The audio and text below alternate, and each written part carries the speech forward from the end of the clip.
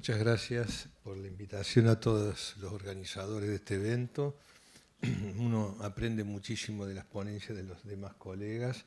Así que, bueno, yo, como bien se dijo recién, voy a hablar de uno de los tópicos que pueden ayudar a la identificación de desaparecidos, pero no sé si vamos a aportar mucho a la búsqueda. Como bien se dijo, somos una pata de la mesa que puede apoyar a toda esta actividad multidisciplinaria que trata en la búsqueda y la identificación de desaparecidos. Bueno, yo voy a hablar unos 5 minutos al principio de cuáles son los marcadores genéticos de interés forense. Pero no estoy hablando con genetistas, pero tampoco lo voy a hacer difícil. Simplemente decir que hay dos tipos de ADN, un ADN nuclear y otro ADN extranuclear que le llamamos ADN mitocondrial. El ADN mitocondrial tiene muchas copias por cada célula, para lo cual tiene mucho más posibilidades de, ante eventos de degradación, permanecer algunas copias intactas. En cambio, el ADN nuclear tiene una sola copia por cromosoma, digamos, y entonces obviamente es más proclive a la degradación. Y los marcadores de interés forense que tenemos, que residen dentro del ADN nuclear, son los más conocidos y que hace más de 20, 30 años que se están utilizando. Se denominan los STRs por Short Tandem Repeats, que son repeticiones cortas de nucleótidos o de letras del ADN y que se distribuyen en todos los cromosomas, tanto el par sexual como los otros 22 autosomas. Pero en los últimos años se pusieron un poco en la práctica unos que se llaman SNPs o los polimorfismos de nucleótido único. A diferencia con lo que se ve en las tandem repeats, estos interrogan solo un punto del genoma, es decir, una sola letra del genoma, por lo cual es mucho más corta la información que uno tiene que recuperar.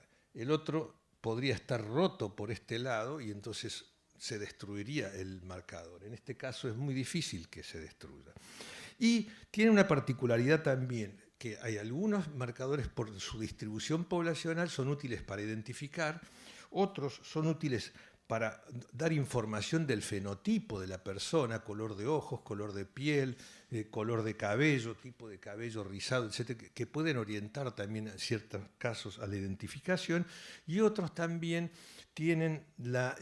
pueden dar información de ancestralidad, es decir, de proporción de ancestralidad o de etnoancestralidad de la persona.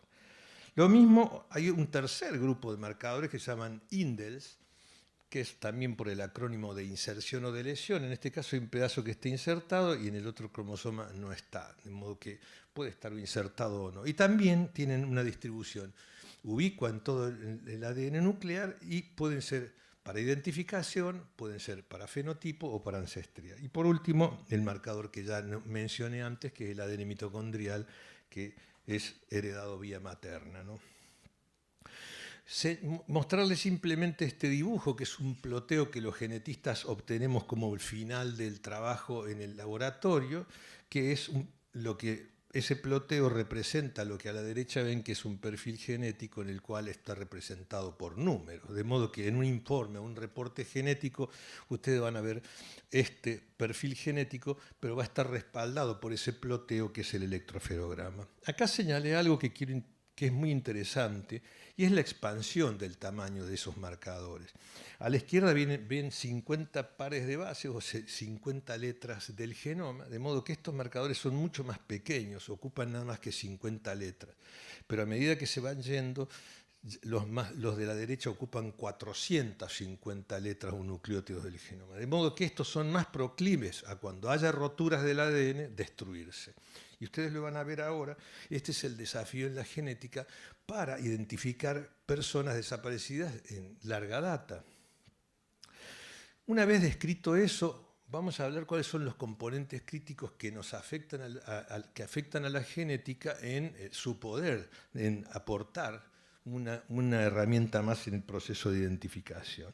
Una es la calidad y la condición de los restos, obviamente si están fragmentados, el tamaño del resto que va a llegar, si es un resto óseo, si es un cadáver putrefacto, si ha estado bajo agua, si ha estado sometido al fuego, al calor.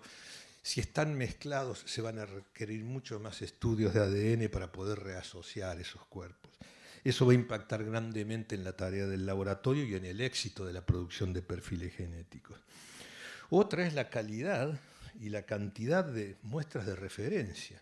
En desastres masivos que se moviliza la sociedad casi completamente, es más fácil conseguir muestras, pertenencias personales de la víctima, en la cual uno se puede producir un perfil. Una afeitadora, por ejemplo, un cepillo de diente.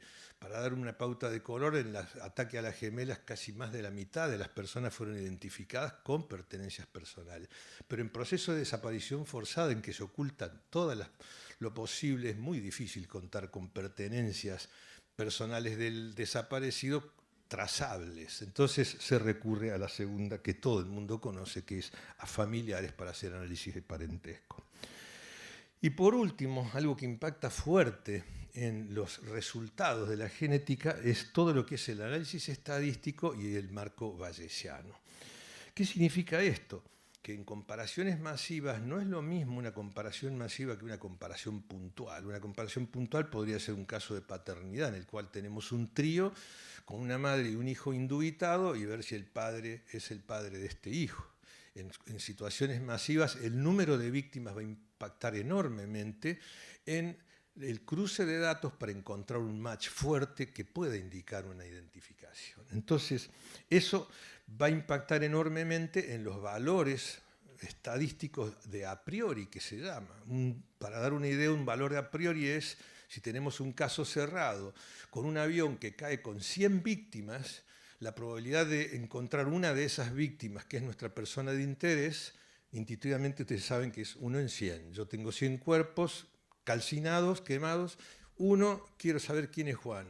La probabilidad de que sea Juan es 1 en 100. Entonces no es lo mismo tratar de un caso cerrado con 100 víctimas de casos abiertos con miles y miles de víctimas. Eso va a impactar muchísimo en la combinación del resultado estadístico del match y de las pruebas de ADN. También el tamaño de las bases de datos van a impactar. Mientras más grandes sean las bases de datos, más posibilidad hay que haya random match o match por azar. Acá está puesto como falsos positivos, pero quiero aclarar que no es el falso positivo que he escuchado mencionar acá en Colombia. Un falso positivo en esta diapo significa que una familia coincide con un match débil con un resto que no es el familiar desaparecido. Eso es en bases de datos. Si tenemos bases de datos de millones, la probabilidad de que haya un match por azar es mayor. Lo mismo los episodios cerrados o abiertos, ya lo mencioné recién, el caso del avión. ¿Y qué umbral vamos a considerar también para que una identificación sea confiable? Eso va a depender del comité o la agencia que esté planteando la identificación. Una palabra sobre esto que nos va a impactar tanto para aplicación de nuevas metodologías. Esta es una molécula de ADN representada. La molécula de ADN cada tanto se enrolla a través de unas proteínas nucleares formando una especie de esfera que se llama nucleosoma, pero cada 200 letras se produce eso. Y hay una zona que queda expuesta del ADN, como se ve allí, y esa es proclive al ataque enzimático de enzimas por todos los efectos tafonómicos. Entonces, el patrón de degradación es más o menos, el punto de inflexión de degradación es 200 letras o 200 bases, por lo cual todos los kits tratan de analizar menos de 200 letras porque allí no va a estar destruida la molécula. Y hay otros factores como tiempo, humedad, suelo. Sabemos todo que mientras más tiempo peor, suelos ácidos es peor, humedad es peor y temperaturas altas peor. Para mostrar un ejemplo, esto es un electroferograma con una muestra no degradada, digamos, con un índice de degradación muy bajo, y uno ve que todo el electroferograma se puede leer, a pesar de que haya un efecto de inclinación, porque los marcadores más grandes no amplifican también porque están un poco afectados por la degradación. En una degradación alta, por ejemplo, con un hueso esponjoso con poca cortical, con índice de 50, uno va a ver que hay grandes partes que se perdieron. Y es justamente los marcadores que están más allá de los 200 pares de base o 200 letras que marca esa línea. Ustedes pueden ver que a la izquierda uno recupera información genética, a la derecha no. Y eso es lo que hace que en una degradación muy alta casi se pierda toda la información en restos quemados o muy mal preservados.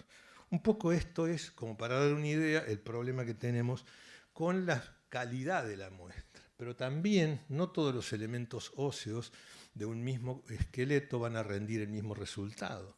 Ustedes ven representado acá que los miembros inferiores, con una cortical mucho mayor, más gruesa, fémur, tibia, peroné, tienen los mejores resultados representados en el histograma de la izquierda, mientras que los que menos peso soportan, radio, cúbito, son los peores, y dientes, obviamente, y la porción petrosa funcionan muy bien.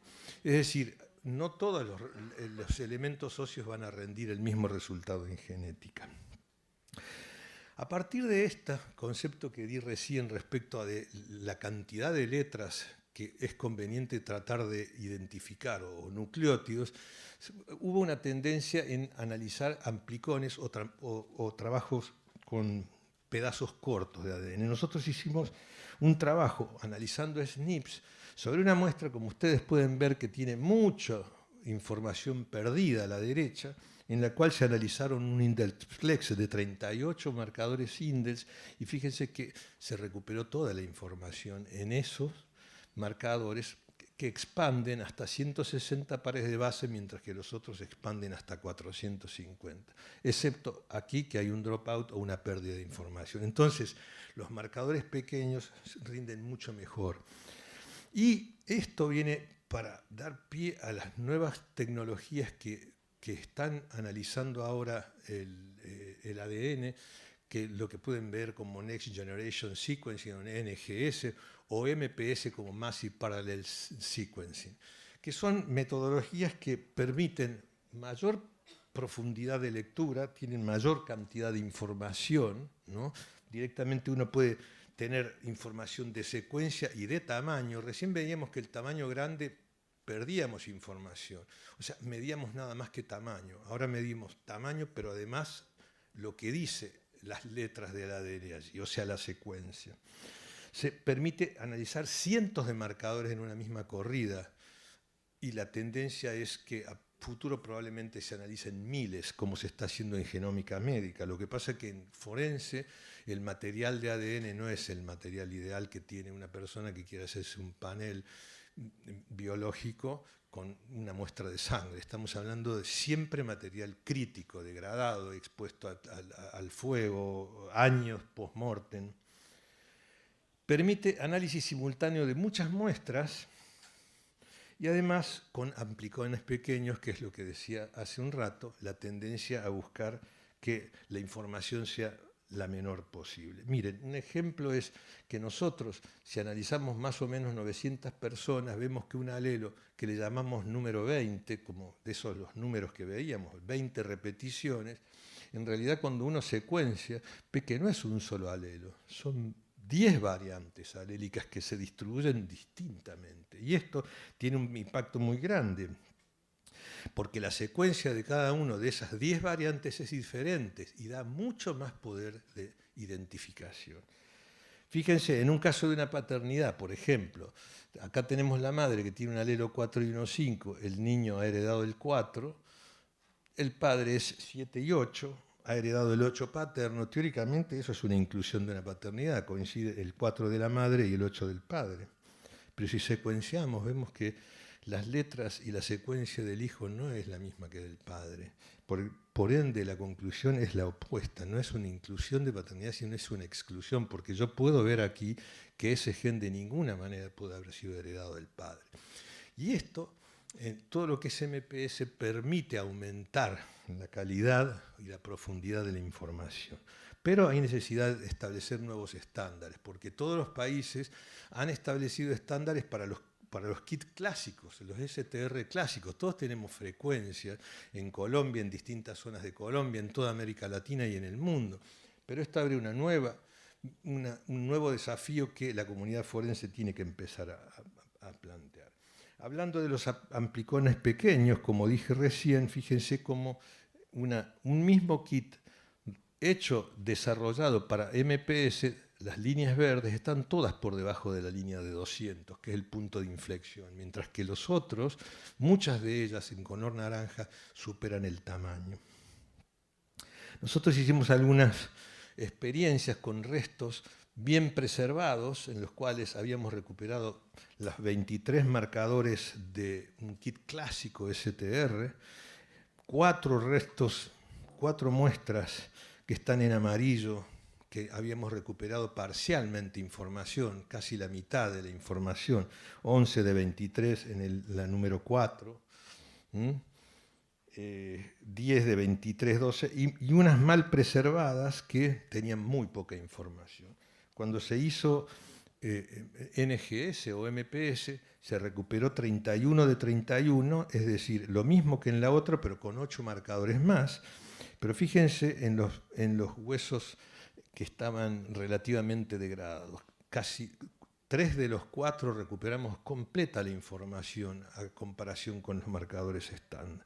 Ahora bien, en las muestras sumamente degradadas no se obtienen resultados muchas veces. Y eso significa ajustar estas nuevas tecnologías a nuevos desafíos. También el ADN mitocondrial, vean que en la misma cohorte de huesos pudimos conseguir 9 de los 10 el genoma completo del ADN mitocondrial, excepto el último hueso. De modo que la calidad de información que nos da es muchísimo mayor. Hay muchas plataformas. Nosotros usamos Thermo Fisher, pero bueno, acá en Bogotá tienen desde hace tiempo el MySeq que hoy en día es de Kiajin, pero bueno, anteriormente era de Illumina. Y cada día los laboratorios van incorporando más de esta tecnología. El otro punto que habíamos dicho, que es el punto crítico, es la calidad y tipo de referencia. Fíjense, por ejemplo, para 23 marcadores, si nosotros tenemos 2 padres de la víctima, que es una situación que sabemos que es ideal, en un episodio de más o menos de 100 víctimas desaparecidas, fíjense el poder de la capacidad de identificar correctamente a una víctima teniendo ambos padres. 99 puntos y muchísimos 9 detrás. Pero si tenemos solamente un progenitor, fíjense cómo cae el poder de identificación. A pesar aún es muy bueno, es 99 y 4 9 detrás para un episodio de 100 víctimas. Pero si tenemos 2 sobrinos, para un episodio de 100 víctimas ya tenemos una media del 96%, que no es un umbral de seguridad. Y si llegamos a tener 2 primos, la probabilidad es bajísima. Para lo cual, esto es un desafío, porque sabemos que en las bases de datos para identificar las familias no tienen siempre ambos padres. Son familias variables, algún tiene un medio hermano, un hijo, etc. Y esto también puede, en familias deficientes, ser revertido analizando muchos más marcadores genéticos.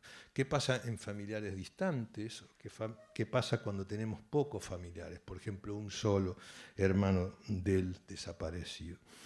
Ahora nosotros estamos analizando algunos de esos SNPs, pero ya combinados en microhaplotipos. Fíjense, un SNP tenía 2 variantes nada más, habíamos dicho.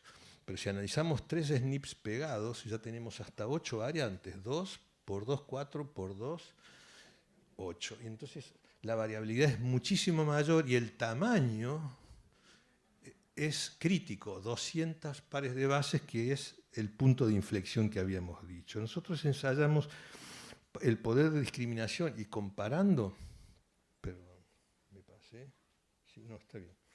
Comparando, por ejemplo, este genograma en el cual tenemos un desaparecido con un solo hermano, 23 marcadores discriminan bastante bien. La curva de un falso match o un falso positivo o un random match separa muy bien del verdadero match y la probabilidad de identidad correcta está bueno.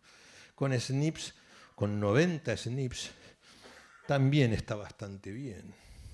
Pero fíjense, con 108 microhaplotipos el poder de discriminación se separan pero muy bien las dos. Esto más se ve aún cuando tenemos un solo medio hermano del MP. Allí vemos que los 23 marcadores ya no son tan discriminativos, solapan las dos. Esta es la curva de un match por azar y esta es la curva en negro de un verdadero match, o sea, para medio hermano. Con SNPs solapan más pero aún así con 108 microhaplotipos se puede separar bastante bien y tenemos más del 99%. De modo que las tecnologías de nueva generación pueden aportar análisis de muchísimos marcadores.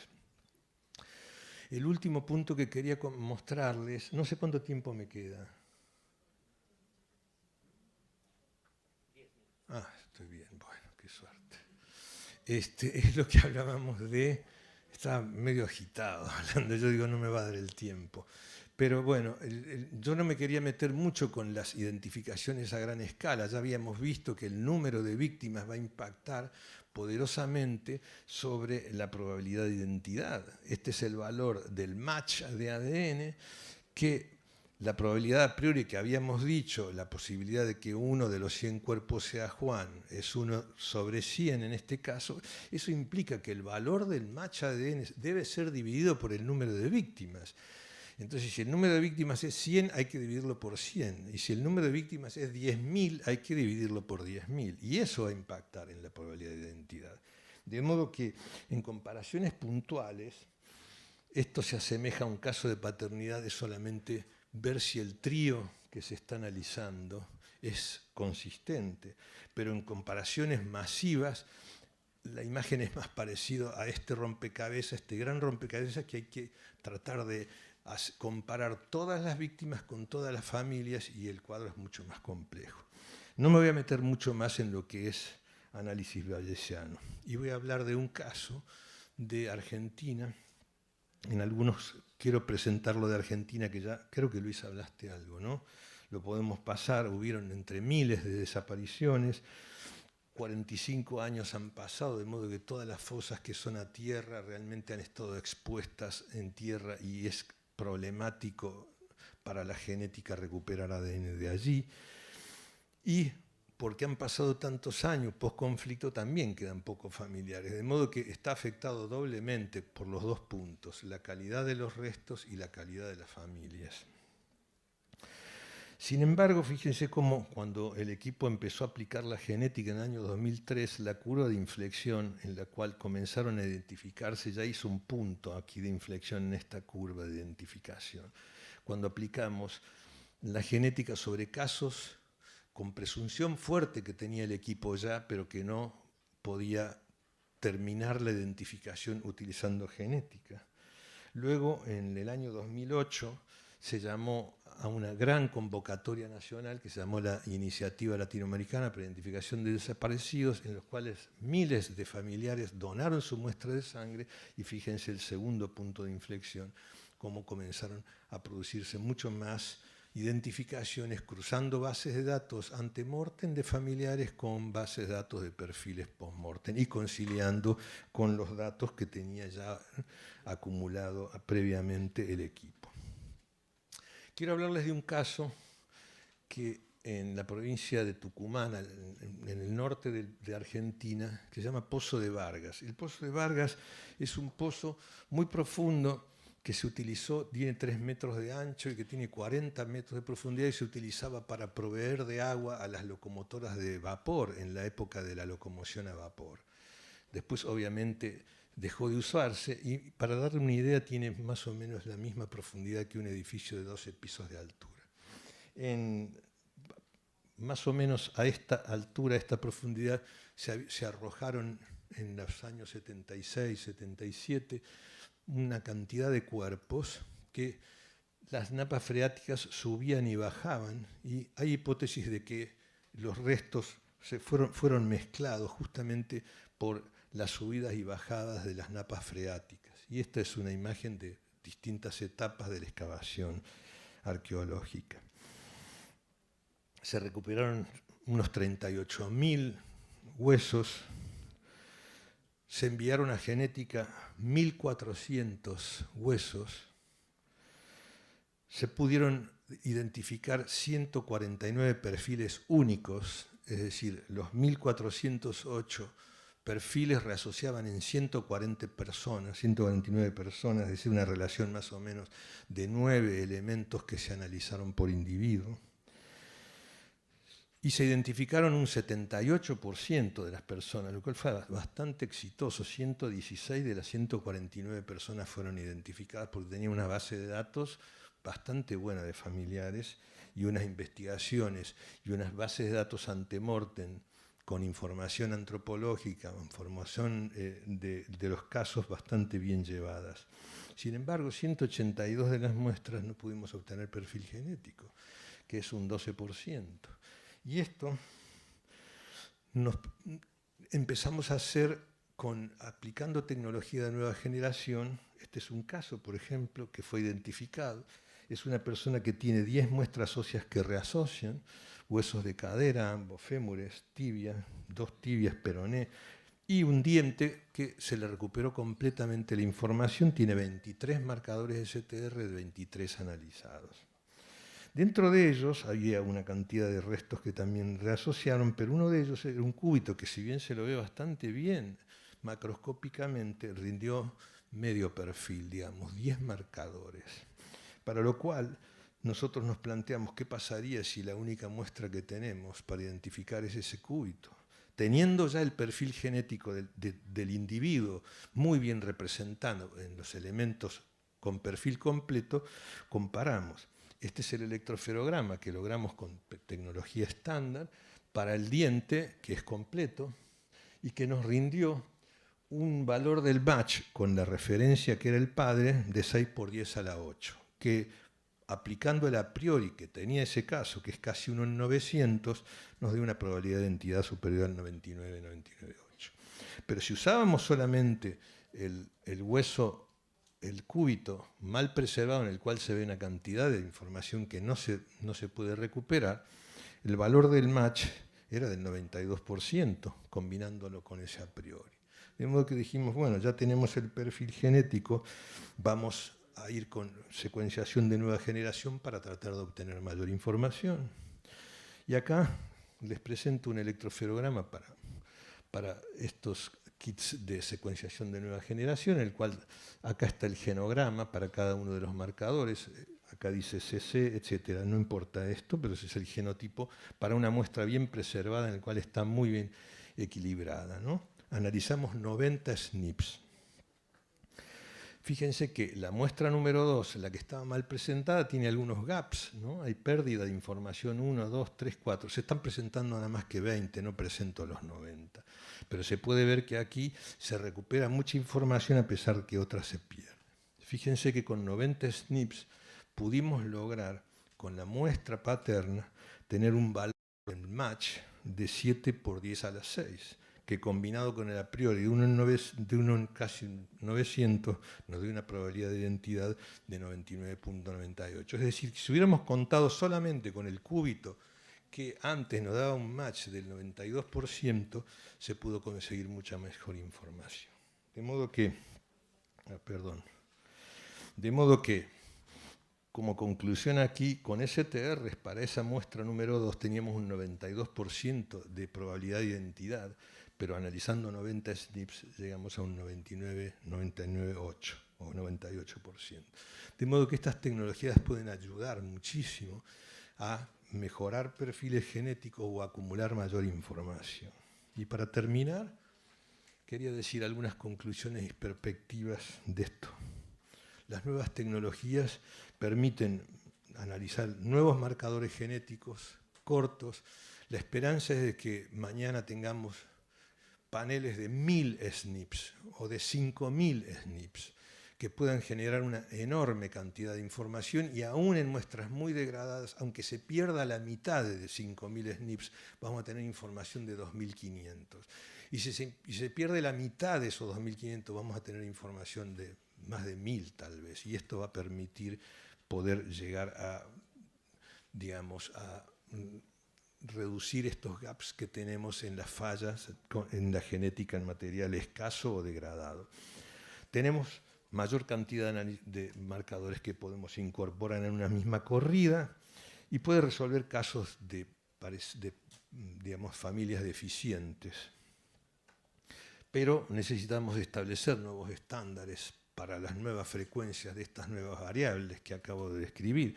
La Sociedad Internacional de Genética Forense ya ha comenzado a tratar de recuperar nueva información para no perder esa información tan rica, de no tener un solo alelo número 20, y que teníamos 10 variantes diferentes. La genética forense siempre tiene que estar en la medida de lo posible integrada a otras disciplinas forenses. Nosotros, ¿cómo detectamos en el laboratorio un random match? Informamos un match tal vez que tenga un LR de 10.000 y lo enviamos al área de coordinación de identificaciones. Tenemos un match de 10.000, no, pero no es consistente. Listo, para nosotros es un random match. Si uno no conciliara con otras disciplinas, antropología, por edad, por sexo, etc., eso podría ser sencillamente una identificación. Por lo que es importantísimo. Nosotros siempre que tenemos un match lo reportamos y pedimos consistencia del match. Hay que tener cuidado porque a veces la genética puede ser la única herramienta para identificar, y allí es cuando hay que tener máximo cuidado de utilizar valores a priori para no tener estos random match que nos pueden inducir a una falsa identificación.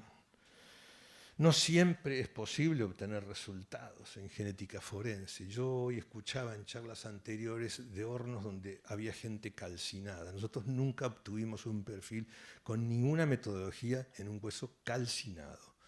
En algún carbonizado a veces sí, pero cuando ya llega la calcinación no hemos obtenido perfiles. Y eso hay que dejarlo claro porque es una ficción pensar que en un hueso calcinado, blanco, grisáceo, uno vaya a poder obtener una información genética. Por lo menos hasta hoy. En desapariciones masivas, obviamente, mientras más información, mayor poder de discriminación y de identificación vamos a tener y menor posibilidad de random match, incluso de pérdida de identidades. Y bueno, siempre para restituir identidades y dar respuesta a las familias. Muchísimas gracias.